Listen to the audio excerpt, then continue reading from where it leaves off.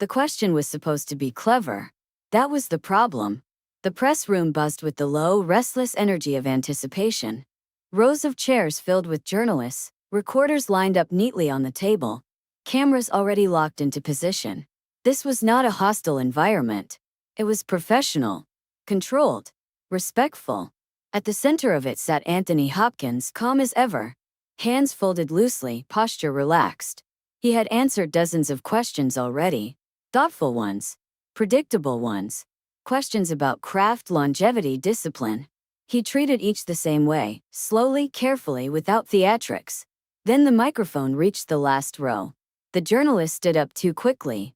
Young, new, eager in the way that often masquerades as confidence. His question was already framed in his mind before he'd even raised his hand. He smiled, but it was tight. "Mr. Hopkins," he began, voice carrying a performative edge. "A lot of people say your reputation is built more on intimidation than accessibility. That you're revered, but not exactly relatable." A few heads turned. Hopkins didn't move. The journalist continued, emboldened by the room's attention. "Do you think your distance from people, fans, press, even collaborators, is what's kept you relevant? Or is it something you've just never learned how to drop?" The room stiffened. This wasn't curiosity. It wasn't critique. It was a challenge disguised as inquiry. A producer near the wall shifted uncomfortably. Another journalist glanced down, suddenly interested in his notes. Someone coughed too loudly. Hopkins remained still. He didn't blink, didn't smile, didn't lean forward. He looked at the young journalist as if measuring time rather than tone. The journalist waited. He expected deflection. Maybe a sharp line. Maybe a gentle rebuke wrapped in charm. What he didn't expect was the silence. It stretched. 5 seconds. 10. Long enough for the weight of the question to settle back onto the person who had asked it. Hopkins finally spoke. "Can I ask you something first?" he said. The journalist nodded quickly. "Of course." Hopkins' voice was even. Not cold. Not warm. "Why did you ask that question?" The journalist blinked. Well, I think it's something people wonder." Hopkins tilted his head slightly. "Do you wonder it?" A pause. "Yes," the journalist said. "Idol." Hopkins nodded once, accepting the answer. "Then let's be clear," he said. "You weren't asking about me. You were asking for permission." The journalist frowned. "Permission for what?" "To decide how close you're allowed to stand to someone you don't yet understand," Hopkins replied. The room went very still. Hopkins didn't raise his voice. He didn't sharpen his words. He simply continued, as if explaining something obvious. "You see distance as avoidance," he said, "because closeness feels like honesty to you." The journalist opened his mouth to respond, but Hopkins lifted a hand, gently, not dismissively. "Let me finish." The hand dropped. "I've spent my life in rooms like this," Hopkins said, "full of people who believe proximity equals truth, that if someone doesn't perform openness on command, they must be hiding something." He looked around the room, not accusingly, just observantly. "That's not how truth works." The journalist swallowed. Hopkins returned his gaze to him. "You're young," Hopkins said, "so you believe relevance comes from accessibility, from letting people feel like they know you." A murmur moved through the crowd. "I believe relevance comes from restraint," Hopkins continued, "from not confusing exposure with meaning." The journalist shifted his weight. "But isn't that a kind of control?" he asked, trying to recover. "Choosing what people see?" Hopkins smiled faintly. "Everything is a kind of control," he said, "including the belief that you're entitled to someone's interior life, because they sit in front of you." The silence deepened. Hopkins leaned back slightly, hands returning to his lap. "You asked whether I've never learned how to drop my distance," he said. "I learned how to build it. Very deliberately." "Why?" the journalist asked, quieter now. "Because without it," Hopkins replied, "people stop listening to the work and start listening to themselves." The words hung there. Another journalist slowly lowered his pen. Hopkins wasn't finished. "You want relatability," he said. "But relatability is often just recognition of yourself in someone else. That's not connection." That's reflection. The young journalist felt the room turning. Not against him but away from him. The question he'd asked no longer belonged to him. Hopkins was reframing it. I don't need to be close to you, Hopkins continued. I need to be honest with the work. And honesty doesn't require familiarity. Someone in the front row nodded unconsciously. The journalist cleared his throat. So you don't care how people perceive you? Hopkins shook his head. I care very much. A beat. But I don't let perception dictate behavior, he added. That's the difference. The journalist looked unsettled now. So what should journalists do? He asked, searching for footing. If distance isn't the answer?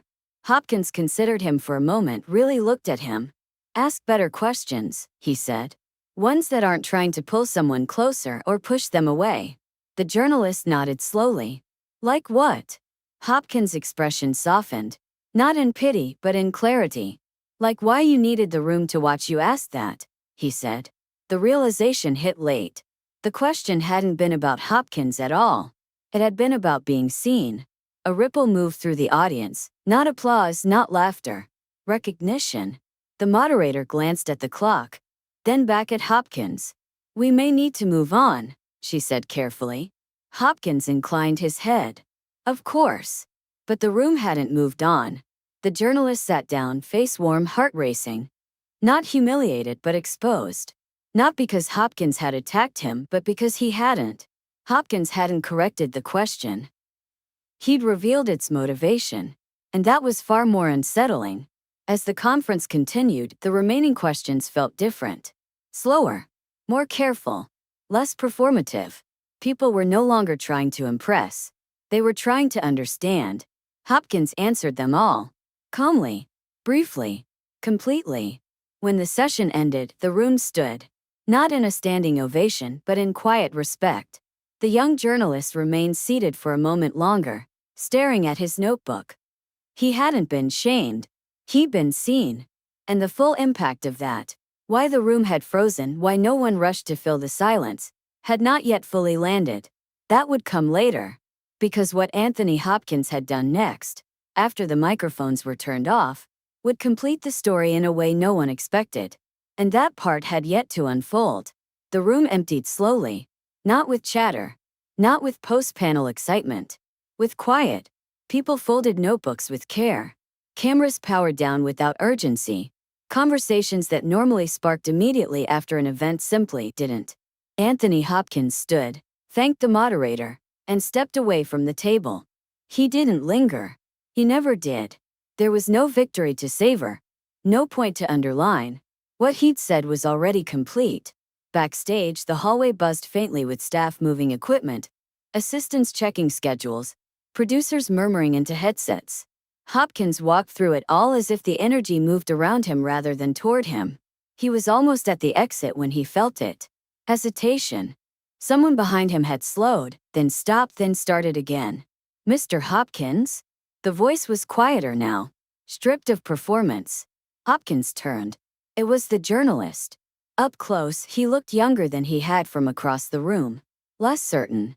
His shoulders were slightly hunched. His notebook held awkwardly at his side. Like a shield he wasn't sure how to use anymore. Yes, Hopkins said. The journalist stopped, swallowed. I wanted to apologize. If my question was disrespectful. Hopkins studied him for a moment. It wasn't disrespectful, he said. It was unfinished. The journalist blinked. Unfinished? Yes, Hopkins replied. You asked it before you knew why you needed it answered. The journalist exhaled slowly. I thought I was being brave. Hopkins nodded. You were being visible. There's a difference. They stood there, the noise of the corridor fading slightly as if the space itself were listening. I didn't mean to put you on the spot, the journalist said. Hopkins smiled faintly. You did. That's all right. The journalist looked up. Then why did it feel like the whole room stopped breathing? Hopkins didn't answer right away. When someone asks a question with an audience in mind, he said finally, they're not speaking to the person in front of them. They're speaking through them. The journalist nodded slowly. And when that happens, Hopkins continued, the room knows. even if it can't explain why. So what should I have done? The journalist asked. Not defensively. Genuinely.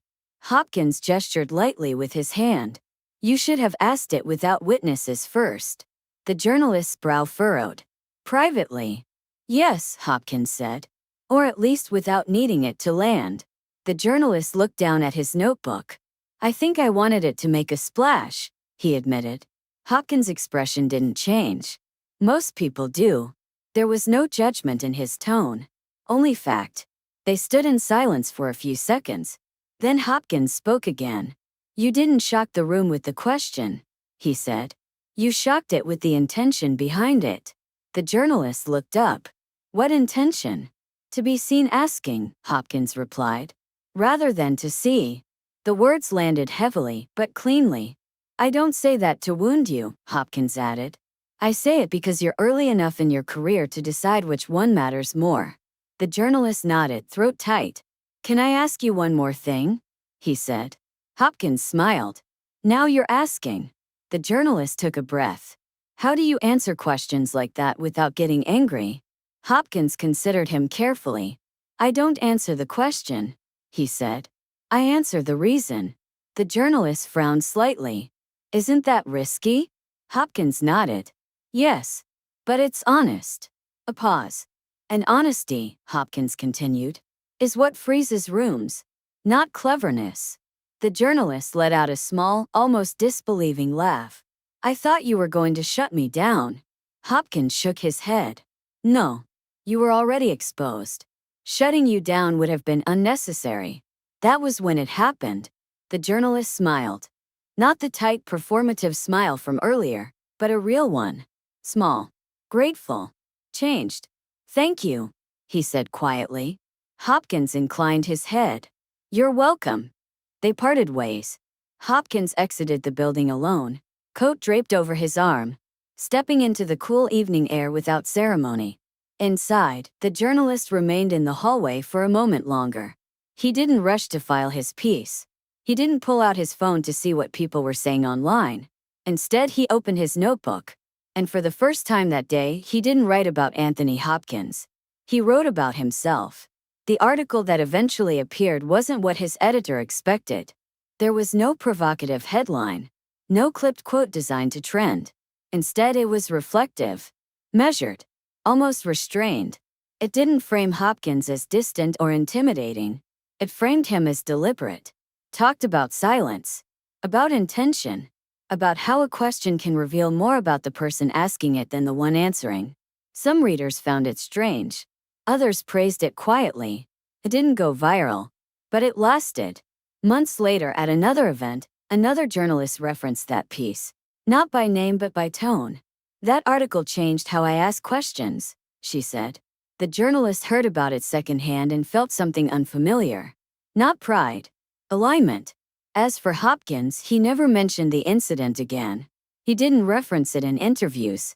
Didn't allude to it in speeches. It wasn't a moment to him. It was simply an exchange that had reached its natural conclusion. But the room hadn't forgotten. People who were there spoke about it later. Not as a takedown, not as a clash, but as a shift. He didn't dominate, someone said. He didn't defend himself, another noted. He didn't try to win, a third added. He just stood where he was, someone else said, and let the question collapse. That was the part that stayed with them. Anthony Hopkins hadn't frozen the room with authority. He'd frozen it with precision. By refusing to meet performance with performance. By refusing to treat curiosity as spectacle. By answering the intention rather than the words. The young journalist had tried to corner him. What happened next shocked the room not because Hopkins struck back, but because he didn't move at all. And in that stillness, everyone saw something they weren't expecting. The difference between asking to understand and asking to be seen. That was the lesson.